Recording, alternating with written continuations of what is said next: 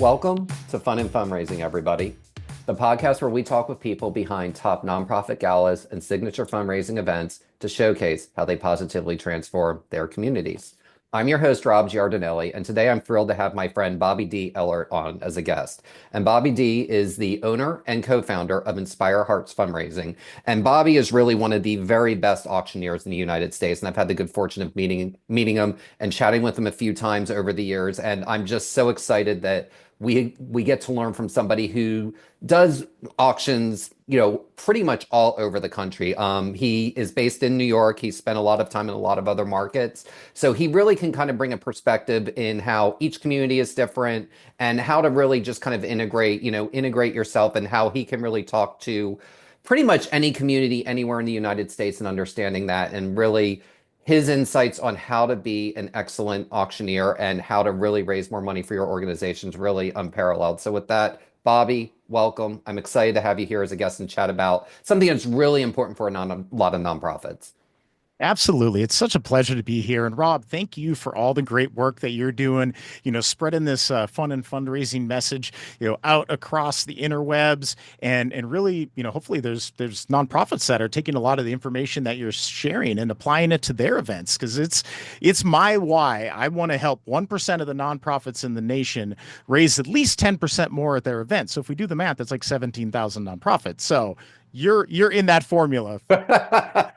That when you put it that way, gosh, that's a lot of nonprofits, 17,000 And nonprofits that's just at your 1%. That's your 1%. Yeah. 1%. Yep. 1.7 million nonprofits. That's a lot of nonprofits. That is. There's a lot of money that's out there, a lot of events that are out there, and they can always be better. And that's my goal in life, is I want to help nonprofits have better events, more exciting, more engaging, more inspiring events, and getting those donors to take action. Well, I'm glad you said events can always be better, because the one question is my one pet peeve question is when people ask me what does it take to create the perfect event, and it is I have never been to one, I will never be to one. There is always something that happens, so it's always about improvement. It's not about perfection. I think that's an important thing to note here. And I've heard from people, and I've even heard from other auctioneers, that you really are just you command a room unlike very few people do, Thank but you. you have to get to being an auctioneer. So Yeah. tell me about your path of how you became an auctioneer and what really made you fall in love with the nonprofit space. For sure. So in my very, very special case and unique case, it was the long, hard road of nepotism. I think that 90% of the world, it kind of, somebody who knows somebody. And, I read somewhere that like 80% of jobs aren't even posted. I mean, that's part Yeah, of it. absolutely. In my case, my stepfather he was an auctioneer. He's been an auctioneer my entire life, and he was an auto auctioneer. So he was in the commercial side, and then met him, got into that way. My mom's actually an auctioneer as well. My two brothers and I attended auctioneer school at the exact same time. So I've got five auctioneers in my immediate family, and then I married an auctioneer whose mother is an auctioneer, whose father was an auctioneer. So we eat, sleep, and breathe auctions all the time. That's like a soap opera of auctions. Like, Well, there's a reality show coming someday. We don't know when, but someday. okay, so that's a lot. Well, first of all, the first and most important question, what was it like going to school with your brother? How competitive did you do? Because auctions can be competitive. How did you two They cohesively exist in that? They are, and what's funny is I just had a whole bunch of my high eight tapes digitized, and I found auction school footage of myself and my little brothers that were doing this. And what's great about the auction world is, yes, it's very competitive and whatnot, but there's not a lot of auctioneers, and we're all really there to kind of support each other and lift each other up. And everyone's auction chant that 25 at about 35, 45. It's all different. Everyone has their own instrument. So we're all there, really supporting each other. Now, from auction school, we kind of split off into different divisions. My one brother lives in California, and he does auctions as an assistant sometimes. And then my other brother lives in Phoenix. He is an auctioneer working in the commercial realm. And then my parents, my mom and my stepdad, are still doing commercial auctions at 75 years old, and they only do one auto auction, and that's like their fun, that they have a good time doing that. And then myself, I focus 100% on nonprofits right now. I was in the auto business actually 10 years ago. This April, I won the World Automobile Auctioneer Championships. So selling, automobiles to, automobile dealers. I woke up one day, I was like, wait, this isn't giving me warm and fuzzies. I want to do something that's going to make a true impact in the world. And then I was doing fundraising auctions, but I found out that a fundraising auctioneer was actually a career. So I found some amazing mentors, went down the path, got the education, found some colleagues that gave me a lot of tips. I was attending a lot of different fundraising conferences and educations and whatnot so that I could become the best fundraising auctioneer I could be. And then, a few years ago, or 2014, 10 years ago, I just figured that out. I founded Call to Auction, which is based in Phoenix. And then in 2018, my wife, Erin, and we founded Inspire Hearts Fundraising. And now you might be asking the question, why two businesses, right? Why So two businesses? yeah, yeah. So Call to Auction, we focus on events and galas that have auctions, and they want that fast energy, that energetic, that excitement, and all of that's there. And I have a very specialized team that they are trained in that. So what was interesting is then as my wife and I were dating and commingling as in all the things that happened and evolving the relationship, her as an auctioneer in New York was looking and seeing that events were shifting and events were evolving, and it wasn't just only about the auction anymore. It Mhm. was a lot more about storytelling. Out here in the East Coast, people have enough stuff. They're like, we don't want more stuff. It wasn't about the stuff. It was more about the mission. It was about the story. And we noticed that there's a trend that's happening, and it's happening even more every day, which are paddle raise only events or special appeal only events or give from the heart only events. So we created Inspire Hearts Fundraising, two auctioneers suggesting to nonprofits across the nation to maybe not have an auction, which is kind of weird, but we saw that paddle raise and that call to action is 100% philanthropy, and that goes right to the organization. So it's a different style of event. So we're the only firm in the entire nation focusing on the give from the heart only events. We still do a lot of auctions. I have Call to Auction. My wife has Star Benefit Auctions. We love that. It's super fun, but there's more opportunity there. There's more chances to raise more money and develop more relationships in that style of event. So it's a little different. It is different. And what I find really fascinating, I'd love for you to elaborate on this, is what advice would you give to someone to successfully pivot? Because you didn't successfully pivot once, you've successfully pivoted twice from, the automotive space to Yep. nonprofit and then nonprofit specifically to, funded need slash paddles up. Right. So what was, talk a little bit about that and kind of, the challenges that came from, kind of shifting a business model and Yeah. rebranding yourself. Absolutely. It's as a established auctioneer to take that jump. It's scary. Now, working as an automobile auctioneer, you have a pretty regular gig. You work 2, 3, 4 days a week. You're a contract auctioneer. You come in, you sell the cars, you leave, they give you a check, and that's it. There's no homework, there's no marketing, there's no nothing. You just show up, do your thing, and then leave.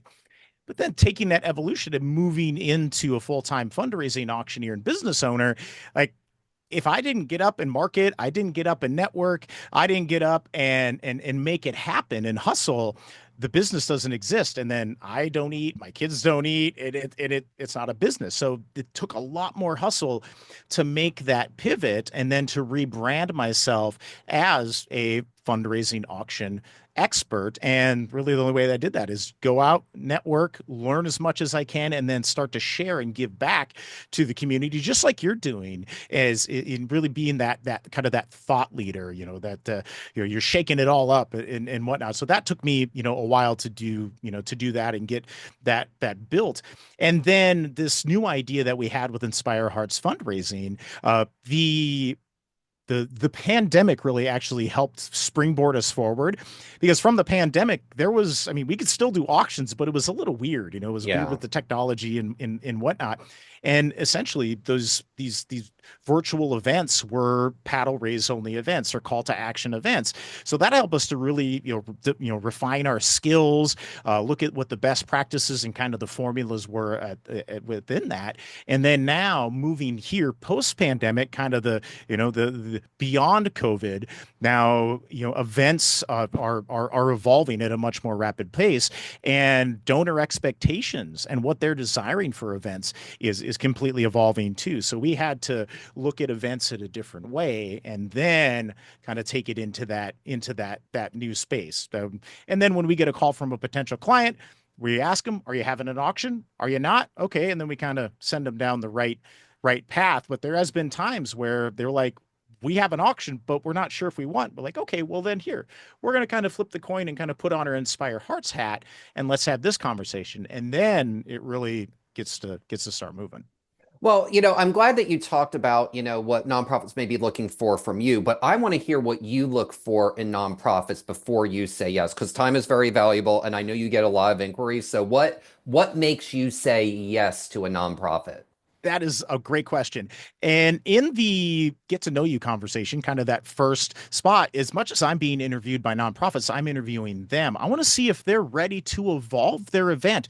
If they're happy and they just want to change the music, I might not be the best fit for them. I'm looking for nonprofits that are really striving for excellence. They're striving, to create an experience that their donors have never seen anywhere in the world. And they need to do better storytelling. They need to do better at event and post event fundraising. They need to have their board more engaged, all of those things. When I see that and they line up, I'm like, this is an ideal client. This is someone that I want to work with. They're ready to change. There's those, they might not be ready. So I want to work with the change makers in the world. I want to, the ones that want to take a little bit of risk. They want to try something new. And the ones that try something new and they put it out there in front of their donors and their guests, they're the ones that make that fundraising magic happen.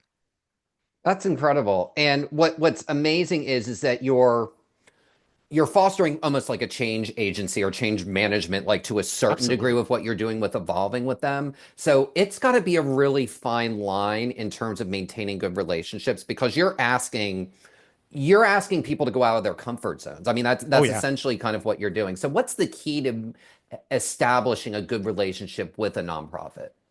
Well, it's a lot of the, trust is a huge part of that. And nonprofits that are ready to take that risk and move to that next level, they're looking for an industry expert. And that's where, myself and my wife come in. We're always putting out content. We've got a podcast as well too. Quick plug, Heart of the Gala podcast. And and, listen to and it, everybody. It's a fantastic podcast. Thank you. And we're really putting a lot of information out there as well as collaborating with other fundraising auctioneers and hosts around the nation. And we're learning what's working in different markets. There's a lot of time that we'll contract with these other fundraisers and place them in different markets because, we are nationwide and we're able to help as many nonprofits as we can. And it's having that conversation that goes so much deeper with this client that is beyond just the silent auction and the live auction and this and this and this. It's like, okay, well, what really matters? What are your top three priorities with this event? And everybody's going to say, well, we want to raise as much money as possible. It's like, well, but wait a minute. There are many more goals and priorities that can come from an event. Like, are they looking for new donors? Are they looking to celebrate past donors? Do they have new sponsorship relationships that they're trying to really foster? Are they looking for monthly reoccurring donors? And each kind of how you would say goal that they have, we have different methods that we can help them to achieve these within the event and design the event to make those priorities happen. So that's where we start to see, okay, here, let's dive a little bit deeper. Let's get in the weeds quite a bit more, and then that's where it can really springboard from there.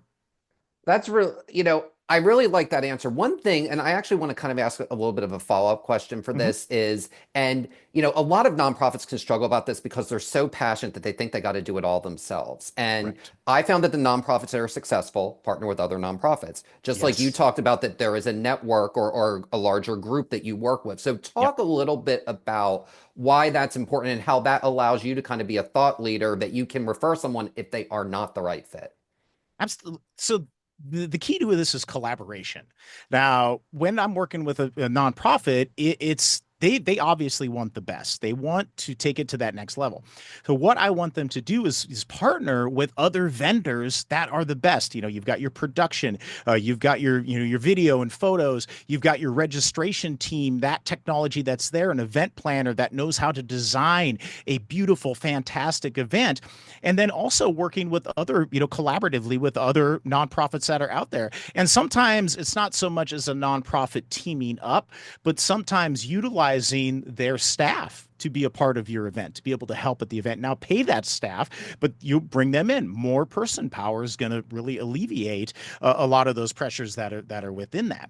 So as we're looking at those different collaboration opportunities that are out there to just explode that standard outside the box thinking than what we've always experienced. Because I mean, how many times have you heard this? This is the way we've always done it.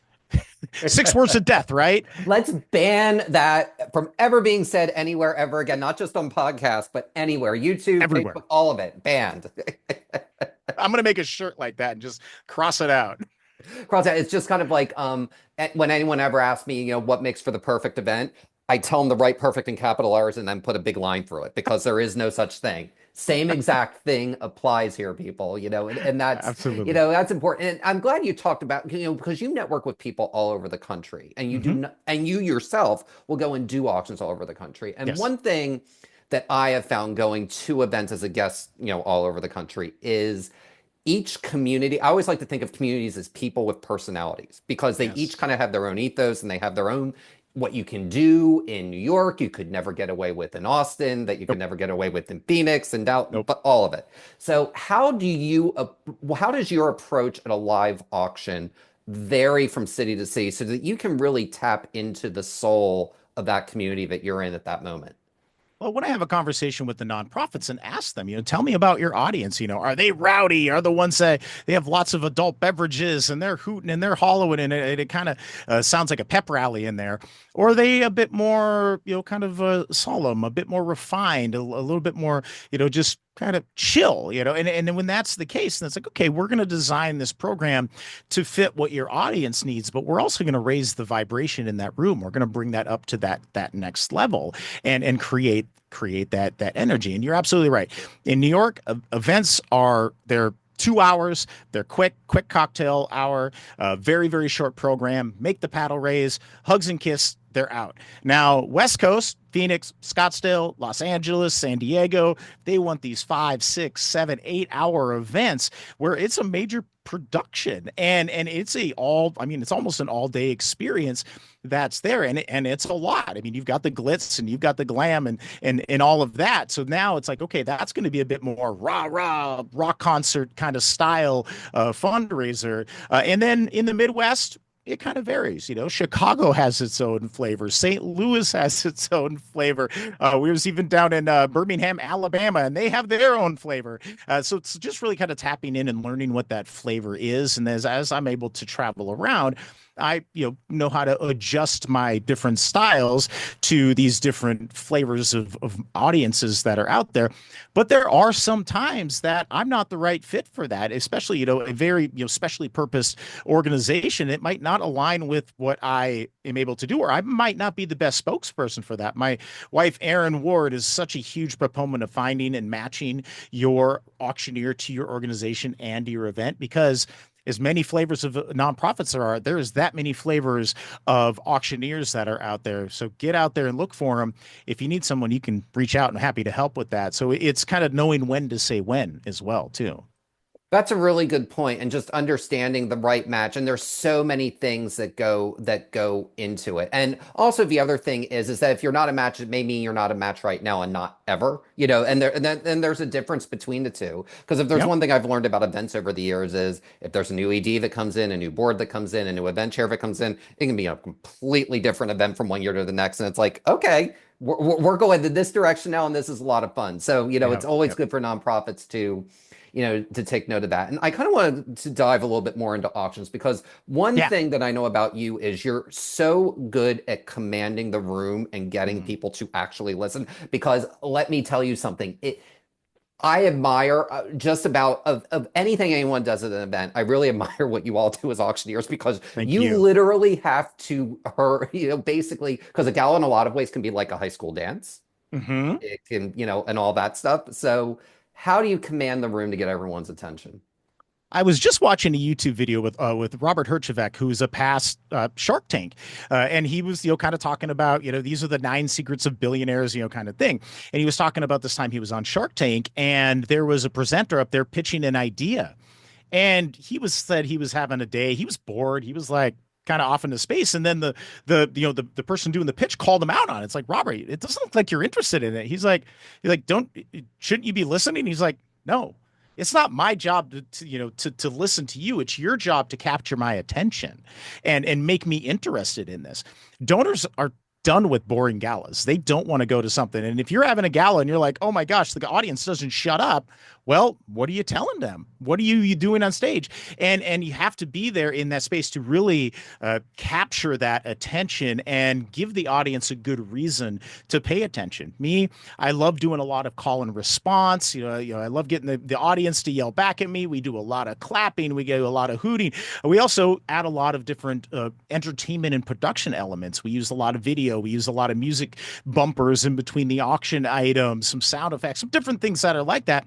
But I also use a fundraising auction team, which essentially are additional auctioneers that are on the floor. And we're all like minded in the same way that I could turn around on the stage and I could trust everything that happens in the audience with these guys. And they're out there. They're the ones that are motivating. They're the ones that are saying thank you to the donors that win the auction items or don't even win the auction items.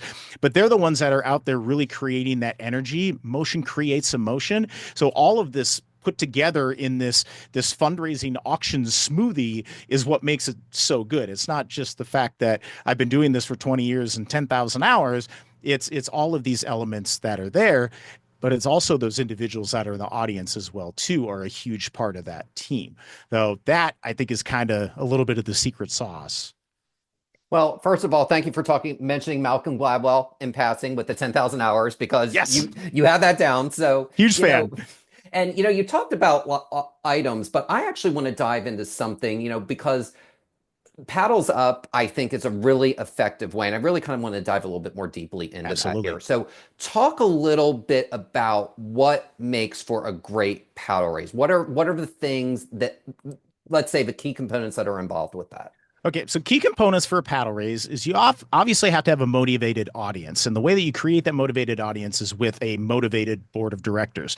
They need to bring people to the table that have a connection and they have capacity to be able to give. And they prepared those individuals, their guests, to raise that paddle. Next, you need a great story. You need something that's compelling. You need something that's inspiring. You need something that shows the donors what they have done. This is the result of your previous donations. This is what we created and succeeded together. But now here's our case for support. This is what we need. We need this help now, and we want you to take action.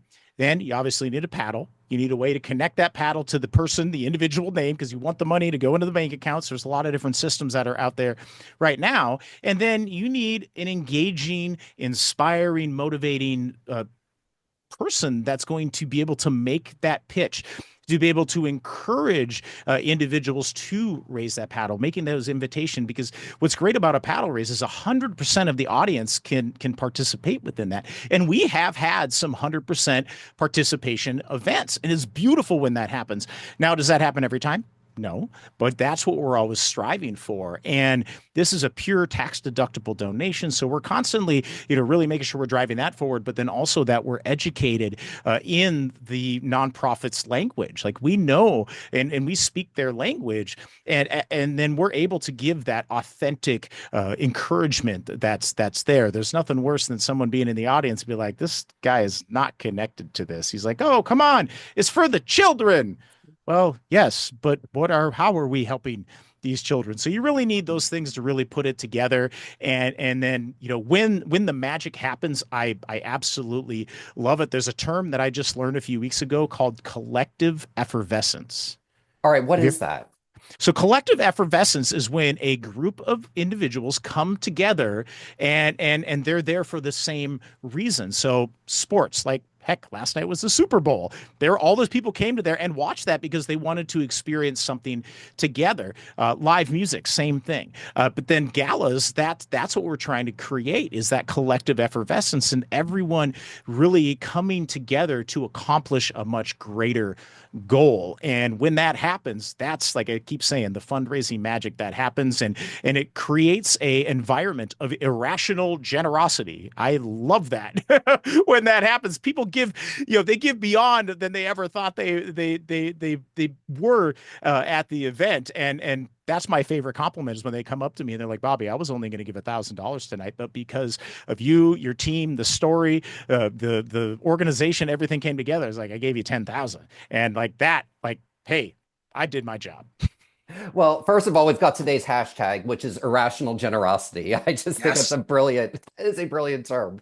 So, you had mentioned something, in that response about tying the cost to the donors. Yes. And I want you to talk a little bit and share a little bit about how you work with the organizations to determine what the top level and Okay. what the bottom level are, because that top level is so critical to the Yes. momentum. I'll let you explain why, but it is so critical to the overall momentum of an auction. So talk about the importance of that and why those top and bottom dollar amounts really matter a lot.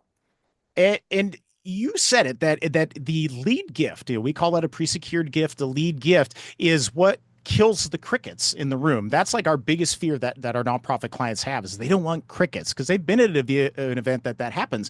And that's like, here, this is how we kill the crickets. You have a pre-secured gift, but you also have to look at that capacity that's in the room. Now, not every event is ready for $100,000 first level. And if you're at the event that is ready for that and starting at $10,000, you've left a lot of money on the table. So you have to look at past event histories. You have to look at the donors that are in your room. You have some very open conversations with these lead donors, invite them to leverage their donation by being a lead gift, by being a matching gift, and setting it at the right spot. Now, the magic number that we're seeing this year is the $1,000 level. Everybody's coming to an event with $1,000 to give. Now, if they're turned on, they're going to give more. If they're turned off, they're going to give left or not even raise their paddle at all. So that's kind of that magic level that we're focusing on. But then to go down, like looking at the ticket price, like if you're at a $500 a ticket event and you go to $100, I mean, like that's almost like too cheap. So it's like, an event like that, maybe we'll stop at a $500 level, maybe 250, and then give everyone a chance to be able to give on the phone or whatnot. But there are some private school events where our highest level is 5,000 and the lowest level is $50, because they want everyone to be able to give, and they want everyone to feel as if they're a part of the mission. So it depends on all the events, but it is looking at all of these different factors and then putting it together, and that's what just really creates that momentum. From the lead gift all the way to that last gift, you're building that collective effervescence. You're encouraging that irrational generosity that's within that, and you want to create that experience that people are going to go off into the world and be like, "That was the most awesome gala ever! I can't wait to come back here and bring my friends to this." That's what we want them to say at the end of the night. Well, I'm glad that you brought up the concept of everybody giving. So how do you as an auctioneer work to create those emotional ties, to encourage donors to give? And what have you found is kind of the secret bullet to make that $1,000 donor a $2,500 or $5,000 donor, as an example? It's that it's building trust between the donor and the nonprofit. The more a donor trusts the nonprofit, the more that they're going to give. Now, it's not our job as fundraisers to make people care about this organization. They're there, they obviously care about the organization.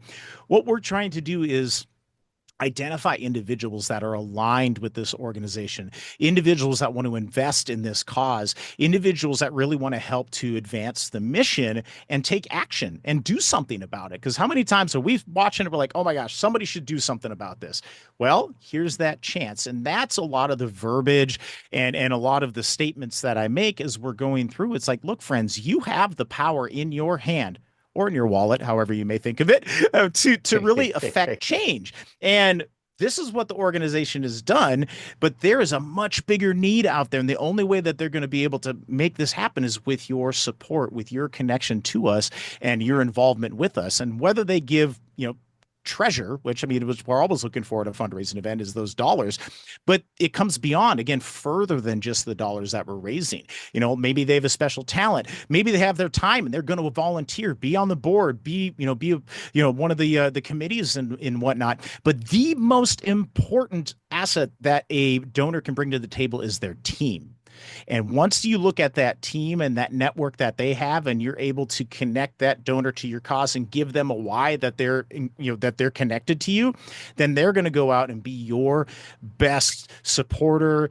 They're going to sing from the rooftops and say how amazing you are. And then they're going to create that magnetic energy to bring others that are like them that want to be aligned with this similar mission. And once you start to think about that, I always like to envision the flat pond and someone dropping a pebble in it and the little ripples that come out. I'm like, no, I don't want to throw a pebble. I want to throw a boulder in there. That's what we're doing. A cannonball into the deep end, people. Amen. That's what we want. So, I'm glad we're talking about that. And I want to kind of lean on your long line of expertise. Talk a little bit about the differences of how, in your experience, it's different to open people's hearts and wallets with a live auction item versus Yes. a fund in need. Like, what's the difference between the two? It's motivations. Now, you'll have donors that are there. They like to give to get. Those are those that like to bid in the silent auction. They're going to bid in the live auction. You're only going to see about 5 or 10% of your audience actually bid in the live auction and be motivated by the item, whatever it might be, a travel experience, a chef's experience, a diamond, a car, something like that. They're definitely motivated by the nonprofit and their mission, but they're motivated by this thing, and this becomes their tool for giving. Now, the flip side of that, you have those that are there that want to give just to give. That's pure philanthropy. That's using your resources to affect change in the world. And now there's donors that cross both lines, but when you look at the relationship that you're creating with that person that raises their paddle or bids on that auction item, it's the longevity behind that. You're not just selling an item, you're creating a relationship and an opportunity to reach out to that person to cultivate that relationship. Sometimes there's people that go to events and they never raise their paddle and they never hear from the organization, but we're trying to get everyone to be a part of it, even if it's the lowest level, because now you've got the relationship, you can have those conversations, and behind that first gift, if stewarded effectively, there's big dollars. You can go from $100 to 10 million in just a very, very, short years. Absolutely. And I know a lot of people just look at the big numbers and the prize that night, but it really is, it's a pipeline. Mm-hmm. Your donation revenue, it's a sales pipeline, just like any Yep. other type of sales. Yes, you're a nonprofit, and yes, that's a commercial term, but it Yep. is, it first and foremost is a Yep. pipeline. And I wanted to answer a follow-up question, with auctions versus fund and need. So Mm-hmm. how can an organization determine if they should do an auction, a fund and need, or both? Ooh, that is a great question. Now, if your audience, they're looking for that energy, if they're looking for that, like you said, kind of that high school dance, pep rally style feeling, and they have access to some amazing items, then this is a good case for an auction. And that's a part again of their priorities that are there. That's what they're they're prioritizing. If we want to have great energy, we want to have fun, we want to create this auction-tainment element within our gala, then yeah, let's go down the auction road. But we're still going to include this paddle raising, this fund a need, this give from the heart, however that is, because again, it's all about engagement, getting everyone involved. Now, if their priorities are a little bit different, they're like, we want to identify new donors. We want to give our board members a chance to show up. We want them to be engaged within our fundraising. We want to showcase how a community can come together. Then from there, then we kind of steer them down, paddle raise only event. And a lot of it also has to do with how much time they have. Now, an event on a Monday night in New York City, that's 2.5 hours is a lot different than a gala that's in Dallas on a Saturday night that starts at 6 and ends at 2:30 in the morning. It's a lot of Yes, difference. it does. Yeah. So you got to look at kind of a lot of factors when you're having that. But if you're trying to create a space of philanthropy and a kind of the air of that, then yeah, let's go down that special appeal only route. If you're looking for auctions, you're looking for entertainment, you're looking for excitement and that electricity, then let's go down that auction route. But here's what's great about it is that they can work very strategically together. We use the auctions a lot to really build, again, that vibration level that's in the room, and then keep that and build that as we're going through that fund a need to once we're at that lowest level, then everybody's cheering, they're hooting and they're hollering. And then we announce that big number at the end. And then now this whole room is like, oh, it's one big group hug. They're like, we did this. And then they're able to celebrate the generosity and the impact that they're able to create. I love how you describe that. It's almost like a group of surfers catching that perfect wave in the morning and riding it to shore successfully, and then they're Oh, all thrilled. that's the stoke. And you hit it, man. I got goosebumps now. I'm a surfer. I'm a surf photographer. I get out there. I'm in there all the time. But that's that stoke that we get from riding that wave. And that's the stoke we're trying to create at the events. Well, speaking of events, I always like to end segments with this one question, and we're coming up Yes. on time here, and that is, what is one thing all successful events have in common? Board participation. That is probably the first time I have had that, and we're like on episode 120 something here. So that This is is the, it's critical. It is often overlooked, but an engaged board is so paramount. There's a three-legged stool, and so yep, often people focus on the board chairs in the organization, but that third leg, that's what's going to make your event that's really it. sturdy is the board. That's it. Last year, we looked at different.